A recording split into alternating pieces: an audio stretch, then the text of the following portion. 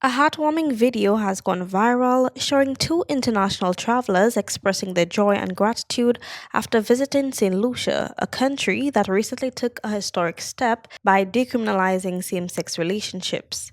The couple, who visited the island to celebrate one of their birthdays, shared their positive experience staying at multiple hotels across both the north and south of the island. They described feeling welcomed, respected, and valued, something that President of the Caribbean Hotel and Tourism Association, Sinovic Destang, say they didn't take for granted, as St. Lucia is a welcoming destination. Stayed in St. Lucia, both in the north and the south, and they had such a great experience. And I think it's important and that to understand that St. Lucia is welcoming to everyone, right? Regardless of who you love, how you love, whatever. We are welcoming and have been for quite some time.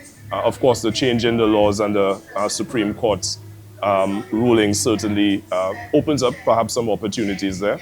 But more importantly, I think it really is a positive thing for both visitors and persons in that community locally. The couple were especially touched that a single bed was provided without them having to ask, a simple gesture that made them feel seen and respected.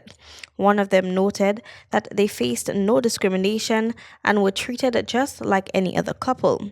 Sanovic Destang expressed pride in his staff, saying their thoughtful service showed that the training and effort put into creating an inclusive environment had truly paid off.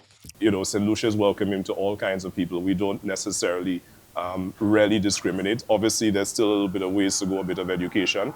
But if you look at the average staff member who's here, we don't differentiate. The first thing they said is that when they checked in, nobody asked them if they needed two beds. They said it was their birthday, and we sang happy birthday for them, just like everyone, just like we would for any other couple. So I think that's really important to treat people as people. Perhaps the most powerful thing they said in there is that choosing a destination is not just about who has some rainbow flags on the outside of their hotel or whatever, but how you're actually treated when you get here. So I was very proud of my staff. Made me feel like a lot of the training that we've done and invested in was, bearing fruit, so to speak, because it is something that we train our staff on when they come here. St. Lucia, known for its strong religious roots, has historically been conservative regarding LGBTQ rights.